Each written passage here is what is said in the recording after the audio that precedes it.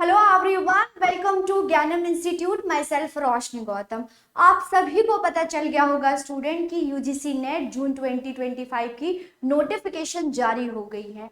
अब इतने कम समय में हम तैयारी कैसे करें, हमारा अप्रोच कैसा होना चाहिए, स्ट्रैटेजी कैसी होनी चाहिए, और आज की क्लास में मैं आपको बताऊंगी, एक्सपीरियंस के साथ साथ गाइड करूंगी कि आपका टाइम टेबल कैसा होना चाहिए। इन कम समय को भी आप ऑप्टिमाइज कर सकते हो, मैक्सिमाइज कर सकते हो। यह स्टूडेंट टाइम मैनेजमेंट, आप उन चीजों पर ध्यान दो जिससे आपको रिटर्न ज्यादा आएगा, मतलब टाइम का इन्वेस्टमेंट और ज्यादा आपको रिटर्न मिलेगा। आज की क्लास में मैं आपको गाइड करूंगी और सारे ही यूनिट को आपने कैसे टैकल करना है ये भी मैं आपको बताऊंगी। हर यूनिट की अपनी अपनी इंपॉर्टेंस है, आपकी अलग अलग स्ट्रैटेजी, अपनी अलग अलग पैटर्न होना चाहिए। यहीं पर मैं आप सभी को बताना चाहूंगी कि ज्ञानम इंस्टीट्यूट पर कोर्सेज भी अवेलेबल है, क्रैश कोर्स अवेलेबल है। एट द सेम टाइम हम एमसीक्यूज में स्मॉक टेस्ट भी प्रोवाइड कर रहे हैं। तो मेक श्योर आपको अगर एमसीक्यूज या मॉक टेस्ट ज्वाइन करना है तो आप नीचे डिस्क्रिप्शन बॉक्स में डायरेक्टली जाके बाय कर सकते हैं या हमें कॉल भी कर सकते हैं। चलिए स्टार्ट करते हैं और आपकी क्या अप्रोच, आपकी क्या स्ट्रैटेजी होनी चाहिए। आप सभी को ये टाइम टेबल मिल गया है और आपका जो स्ट्रैटेजी और टाइम टेबल होना चाहिए वो 21 जून के लिए होना चाहिए स्टूडेंट। 21 जून के लिए होना चाहिए, याद रखिएगा। ये चाहे टेंटेटिव है बट आपको कुछ भी लेना देना नहीं है। लोग आपको बोले कि आगे शिफ्ट हो जाएगा, लोग ऐसे भी बोल रहे थे कि एग्जाम जून में नहीं होगा, बहुत सारी प्रोडक्शन, बहुत सारी प्रोबेबिलिटीज हो रही थी, लेकिन यहाँ पर आपको आ गया है तो इसी टाइम पर होगा। बिल्कुल उस सर्कल को करेक्ट करना है जो कि अभी बहुत अनस्टेबल हो रखा था, राइट। ये चलिए स्टार्ट करते हैं। तो पेपर पैटर्न की बात करें तो हमारे पास पेपर 1 एंड पेपर 2 होता है। अब पेपर 2 के बारे में मैं नहीं बताऊंगी क्योंकि इसकी पैटर्न, इसकी स्ट्रैटेजी अलग होती है स्टूडेंट। वो सब्जेक्ट पर निर्भर होता है, तो आपके सब्जेक्ट के रिगार्डिंग आपके जो टीचर ओरिएंटेड है वो आपको बेस्ट गाइड कर सकते हैं। पेपर 1 की बात करें तो आपके पास 50 क्वेश्चन एंड 100 मार्क्स का होता है ना। एग्जैक्टली 100 मार्क्स के होते हैं, ये होता है। तो आपको ये इसमें से मैक्सिमम स्कोर करना है, यही मैं स्ट्रैटेजी आपको पेपर 1, और हमारे पास 10 यूनिट होते हैं। और यहाँ पर मैं आपको ये भी बताऊंगी कि फर्स्ट अटेम्प्ट आप देने वाले हो वो भी आप कैसे इसमें ज्यादा स्कोर कर पाओगे, कैसी आपकी स्ट्रैटेजी, पहली बार दे रहे हो अभी मास्टर किया है वो भी मैं आपको बताऊंगी। वेरी फर्स्ट हम लेके चलते हैं जिनका सेकेंड स्टेप, जो सेकेंड टाइम है, सेकेंड टाइम वो देने वाले हैं, या फिर लेके चलते हैं कि उन्होंने अपना सिलेबस कंप्लीट कर दिया है, होल सम कंप्लीट कर दिया है, होल कंप्लीट कर लिया है। वेरी गुड, कंप्लीट कर लिया है। अब आपका टाइम टेबल क्या होना चाहिए, हमारे पास क्या है, अप्रैल है, अभी कुछ समय है, फिर मई हमारे पास पूरा है, और जून है, जून भी आधा है। मतलब एज अ होल देखिए स्टूडेंट, इन जनरल टर्म में तो हमारे पास 2 मंथ्स है। ओके, 2 मंथ्स है, इसको हमने यूटिलाइज करना है कैसे। अब अप्रैल के मंथ में आपने क्या करना है, सिलेबस को कंप्लीट करना है। यस, अब तक जितने भी सिलेबस है आपका रह चुका है, जल्दी से इसको कुछ भी करके इसको वाइंड अप कर दो, एंड कर दो, राइट, एंड कर दो आपका। तो जो भी टाइम बच गया है 10 दिन 20 दिन, आपका ये वाइंड अप हो जाना, आपका सिलेबस वाइंड अप हो जाना चाहिए, राइट। ये अब मई के मंथ को कैसे यूटिलाइज करोगे, आप यूनिट वाइज तैयारी करो, यूनिट वाइज हर यूनिट को आप देखो, पढ़ो, एंड देन आप सेक्शनल टेस्ट ज्वाइन करो, सेक्शनल टेस्ट ज्वाइन करो। At the same time full length test, full length test आप दोगे, फुल लेंथ कब दोगे, कब देंगे, आप संडे को दो स्टूडेंट, आप संडे को फुल लेंथ दो।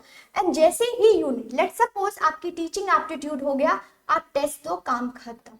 आपका रिसर्च एप्टीट्यूड हो गया, टेस्ट दो, काम खत्म। ये होना चाहिए आपकी, राइट। और जून, आपका जून का मंथ जो होना चाहिए वो आपका सिर्फ revision and mock test revision only. आपका जून का महीना क्या होना चाहिए, रिवीजन के लिए होना चाहिए। सिर्फ आप रिवीजन कर रहे हो और मॉक टेस्ट दे रहे हो। आप प्रॉपर जहां से मॉक टेस्ट मिलता है आप ज्वाइन करो और उसको टेस्ट दो, और यहाँ मॉक टेस्ट को एनालाइज बहुत करना जरूरी है कि कहाँ पर गलत हो गया। मान लो कि आप यूनिट वाइज टेस्ट दे रहे, यूनिट वाइज प्रिपरेशन कर रहे हो, टेस्ट दिया, कहीं पर लैक हो रहा है, नंबर कहीं पर जाता है, तो उसको फिर से दोबारा आपके पास चांसेस है, आप कर सकते हो, असेसमेंट कर किया आपने, असेसमेंट को सुधारा जा सकता है, राइट स्टूडेंट। तो ये आपकी स्ट्रैटेजी होनी चाहिए अप्रैल मई जून की, राइट। इस प्रकार से अगर आप देते हो तो आपका आप बिल्कुल ही अपनी इसमें स्कोर कर पाओगे, चाहे 2 महीने है। टाइम कम होता है और हर एग्जाम में इतना ही टाइम दिया जाता है। फिर भी एनटीए की बात करें तो पहले 3 मंथ कर देता है, लेकिन आपको इतना ही टाइम मिलता है, चाहे कोई भी कंपटीशन की तैयारी करो, आप पहले से ही स्ट्रैटेजी तैयार रखिए। मान लो कि एक और स्टूडेंट का हम केस लेके चलते हैं, और जिन्होंने कुछ भी नहीं किया है, अब तक कोई सिलेबस नहीं किया है, तो आप सारा सिलेबस कंप्लीट नहीं कर सकते इस टाइम पर। आप 70% सिलेबस, पेपर 1 की बात कर रही हूँ, क्योंकि मास्टर आपने किया है ना, आपने मास्टर किया, पेपर 2 आपका फिर भी है। अब पेपर 1 के लिए पीछे नहीं हट जाओ और 40% आपको लाना ही लाना है, तो आप तैयारी कर सकते हो, इस 2 महीने को भी यूटिलाइज कर सकते हो। आप पेपर 1 की 70% आप क्या करो, सिलेबस को कवर करो स्टूडेंट। यस, अब कौन कौन सा कवर करना है मैं आपको बताऊंगी, जिसमें आप जितना भी इन्वेस्टमेंट कर रहे हो उस टाइम में, है ना, इन्वेस्टमेंट कर रहे हो, आप इन्वेस्टमेंट कर रहे हो किसी भी यूनिट में, मतलब टाइम का इन्वेस्टमेंट, वो ग्रेटर होना चाहिए आपके रिटर्न्स का। रिटर्न ज्यादा होना चाहिए और इन्वेस्टमेंट आपका कम होना चाहिए। मीन्स मान लो कि आप हायर एजुकेशन पर लगे हो और वो बहुत बहुत लेंदी है, पीपल एनवायरनमेंट बहुत लेंदी है, वो आपको रिटर्न भी नहीं देगा, क्योंकि प्रोबेबिलिटी कम होते हैं उससे क्वेश्चन पूछने के, बहुत प्रोबेबिलिटी कम होती है। बहुत तैयारी करने के बाद फिर क्वेश्चन सही होते हैं, तो आप उसको स्किप कर सकते हो, उस पर टाइम वेस्ट करने की जरूरत नहीं है। आप मैथ्स कर सकते हो, यस स्टूडेंट, आप मैथ्स कर सकते हो, आप रीजनिंग कर सकते हो, आप कॉम्प्रिहेंशन कर सकते हो, आप डीआई कर सकते हो, टीचिंग एप्टीट्यूड कर सकते हो, टीचिंग एप्टीट्यूड, रिसर्च एप्टीट्यूड आप कर सकते हो। ये आप कम समय भी लगाते हो तो आपको ज्यादा रिटर्न देगा। जो फर्स्ट टाइम दे रहे हैं उनके लिए है ये अप्रोच, ओके, फर्स्ट टाइम दे रहे हैं उनके लिए ये अप्रोच है। अब नेक्स्ट हम देखेंगे, एक एक यूनिट को देखते हैं कि हर एक यूनिट का अपना अपना इंपॉर्टेंस है, अपने अपने आपकी करने का तरीका होना चाहिए। जैसे भी आप स्टूडेंट हो इस पर आप इन्वेस्टमेंट कर सकते हो। तो हमारे पास ये 10 यूनिट है, राइट, जो जिनका सिलेबस हो गया है, हर यूनिट को रिवाइज करो, हर यूनिट का सेक्शनल टेस्ट दे दो, और होल आप क्या दोगे, वीकेंड पर फुल लेंथ टेस्ट दीजिए आप, ठीक है। ये एक यूनिट किया, डन, टेस्ट दो, दूसरा यूनिट किया, डन, टेस्ट दो, कॉम्प्रिहेंशन डन, टेस्ट दो, कम्युनिकेशन डन, टेस्ट दो, ये सब आप दे रहे हो, राइट, ये है। और टेस्ट देके आप सेक्शनल या फिर फुल लेंथ। अब बात करें स्टूडेंट तो बहुत, मतलब कि इसकी अनसर्टेनिटी है, क्वेश्चन नंबर आने का बहुत अनसर्टेन है। आप कॉम्प्रिहेंशन या फिर आप डीआई का देखोगे तो वो फिक्स है, लेकिन हर का अलग अलग है। तो आप ये नहीं कि आप एक यूनिट कर रहे हो दूसरा यूनिट नहीं कर रहे हो, जिनका सिलेबस पूरा है, ओके, वो आप क्या करेंगे, सारे ही यूनिट आप करेंगे। अगर एक दो रह गया है तो अभी भी आपके पास टाइम है, आप कर सकते हो, राइट। बट अनसर्टेनिटी है, किसी से भी आ सकता है। यहाँ पर आप देख सकते हो प्रीवियस ईयर क्वेश्चन को देखते हुए ये चार्ट, ये टेबल बनाया गया, ओके, ये चीज है। तो यूनिट हो गया आपका, जो नंबर ऑफ क्वेश्चन अनसर्टेन है, लेकिन फिर भी जो फर्स्ट अटेम्प्ट देने वाले हैं उनके लिए मेरे पास सजेशन है। अब हम सारे ही यूनिट, हर सारे यूनिट को एनालाइज करेंगे कि कैसे उसको अप्रोच करें, राइट, कैसे अप्रोच करें। तो टीचिंग एप्टीट्यूड, रिसर्च एप्टीट्यूड और कम्युनिकेशन जो है वो सिर्फ आपकी कंसेप्चुअल अंडरस्टैंडिंग पर बेस है। मींस पढ़ लिया है और आपको एप्लीकेशन बेस्ड क्वेश्चन करना आना चाहिए। यस, आपको क्वेश्चन अपने कंसेप्ट को अप्लाई करना आना चाहिए, एप्लीकेशन बेस्ड क्वेश्चन करोगे आप, ठीक है, ये है। इसमें आपको क्या चाहिए, प्रैक्टिस प्रैक्टिस प्रैक्टिस, जितना आप क्वेश्चन सॉल्व कर सकते हो इस यूनिट का करो। यही मैं आपको बताऊंगी, एक्सपीरियंस के साथ बता रही हूँ, right. Teaching aptitude, research aptitude और कम्युनिकेशन में प्रैक्टिस प्रैक्टिस, आपको प्रैक्टिस ही चाहिए, राइट, ये है। तो ये हो गया है। अब आ जाता है लॉजिकल, इसमें भी प्रैक्टिस चाहिए, लेकिन इसमें आपको रिटर्न ज्यादा मिलता है। अगर आपका मैथ्स अच्छा है तो आप आराम से जेआरएफ यूजीसी नेट क्रैक कर सकते हो एक ही अटेम्प्ट में। या स्टूडेंट ये फायदा हो जाता है, तो इसमें भी प्रैक्टिस चाहिए। आप हर आज से याद कर लो कि या तो आप डीआई कर रहे हो, या तो आप डीआई कर रहे हो स्टूडेंट, या आप 10 क्वेश्चन कर रहे हो, या रीजनिंग के या एवरेज परसेंटेज के। इसमें आपने क्या करना है, देखो मैथ्स में कैसे आ जाता है क्वेश्चन। मैथ्स में जो आता है ना, मैथ में कौन सा आता है, मैथ्स में आपने 4 जो कि ज्यादा फ्रिक्वेंट आता है, आप कंपाउंड इंटरेस्ट, सिंपल इंटरेस्ट कर लो, ओके ये है। फिर एवरेज, एवरेज कर लो, परसेंटेज कर लेंगे क्योंकि वो आपको उसमें भी काम आएगा, डीआई में भी, ओके ये है। और profit and loss, loss and profit, profit and loss कर सकते, राइट, ये चीज है। तो मैथमेटिकल, रीजनिंग, एप्टीट्यूड, लॉजिकल, ये भी प्रैक्टिस है। बस आपको ट्रिक्स पता होना चाहिए, सारे ही मैथड से ट्रिक्स, इससे आराम से क्वेश्चन कर सकते हो। डीआई तो आपको 5 के 5 क्वेश्चन सही तो आपको 10 नंबर दे दिया जाएगा, मतलब बहुत स्कोरिंग है ये यूनिट, बहुत स्कोरिंग है। अगर स्ट्रॉन्ग है तो बहुत अच्छी बात है स्टूडेंट, राइट, ये चीज है। अब आते हैं, ये आपको लर्न करना, यस स्टूडेंट। इसमें क्या था, अपने कंसेप्ट को अप्लाई करना है आपको, फॉर्मूला, यहाँ पर आपको फॉर्मूला आना चाहिए और आप चीजें को अप्लाई कर रहे हो, ओके। फॉर्मूला आ रहा है, कंसेप्ट को अप्लाई किया, आपने क्वेश्चन सॉल्व किया है, और एरर के चांसेस भी इसमें कम होते हैं, ओके। ये इसमें आपको लर्निंग चाहिए, ओके। आप इसको रोट मेमोराइजेशन करोगे, जैसे भी करोगे लर्न करोगे। इंफॉर्मेशन इसमें फुल फॉर्म लर्न करोगे, फुल फॉर्म लर्न करोगे, आप सारे सारे टर्म्स को डिफाइन करोगे, क्या किसका टर्म्स है, उसका कंसेप्ट क्या है। फिर इसमें आप कन्वेंशन हो गया, डिजीज, कोई भी पोल्यूशन है उससे क्या डिजीज हो रही है, ओके। सस्टेनेबल डेवलपमेंट टिप्स पे होने चाहिए, कौन कौन से अभी जो भी डाटा, करेंट डाटा है वो भी आप करके जा रहे हो, राइट। मिलेनियम डेवलपमेंट, ठीक है, मिलेनियम डेवलपमेंट गोल्स आपको पता होने चाहिए। फिर एसडीजीज आया है, कन्वेंशन हो गया है, जो भी न्यूज में है वो भी आपको आना चाहिए।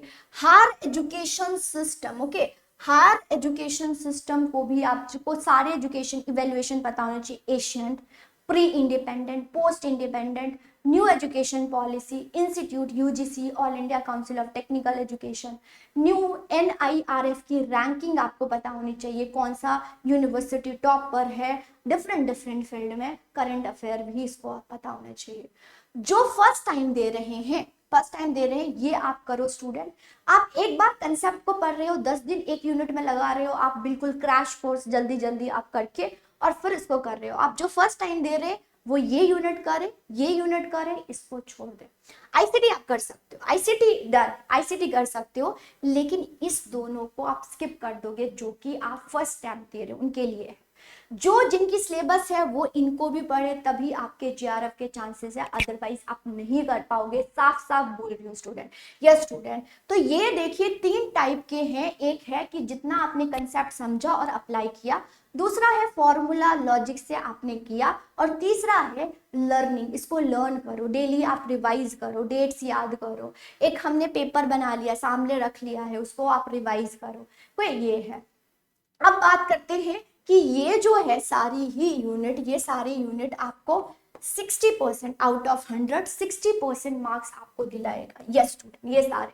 लेकिन इसमें थोड़ा सा एरर होने के चांसेस होता है, क्वेश्चन गलत भी हो सकता है, सही भी हो सकता है, that is application. Eight the same time अगर कंसेप्ट भूल जाते हो तो भी आपका गलत हो जाता है, लेकिन ये जितना इन्वेस्टमेंट उतना आपको रिटर्न देगा। एंड 40 जो % मार्क्स है वो आप यहाँ से ले सकते हो, not comprehension, not communication, comprehension से ठीक से ये कर सकते हो। मैथमेटिकल, लॉजिकल, डीआई, ये सारे ये आपको 40% आपको मार्क्स दिलाएगा स्टूडेंट।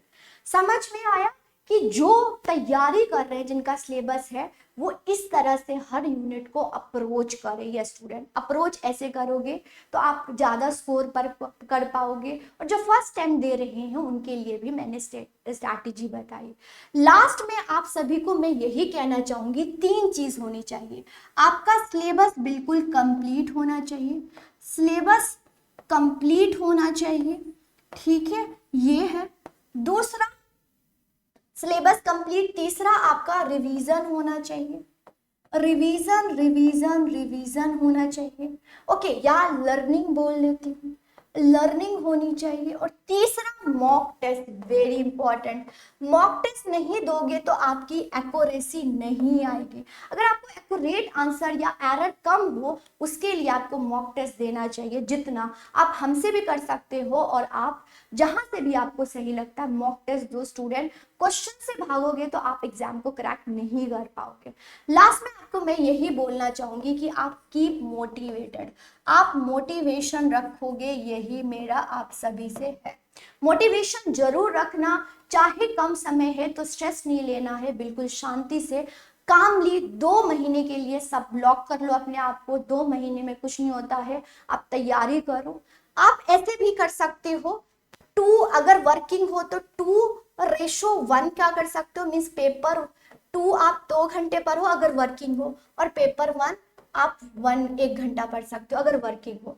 अगर आप फुल डे आप पढ़ ही रहे हो तो 4:2 कर सकते हो। 4 घंटे आप पेपर 2 और 2 घंटे आप पेपर 1 पढ़ रहे हो, और जो टाइम हो रहा है उसमें प्रैक्टिस क्वेश्चन और रिवीजन कर रहे हो जो भी आपने पढ़ा। लास्ट में सोते वक्त रिवाइज कर रहे हो, ये राइट, ये होनी चाहिए आपकी स्ट्रैटेजी। राइट स्टूडेंट, तो आज की क्लास में इतना ही।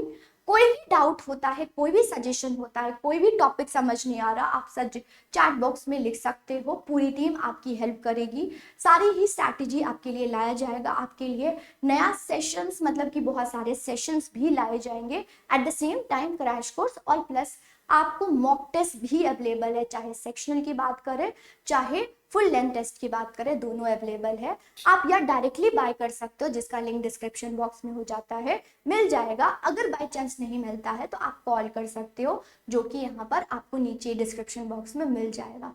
कोई भी डाउट होता है, कोई भी सजेशन होता है, प्लीज आप हमें कॉल कर सकते हो। Thank you, all the best.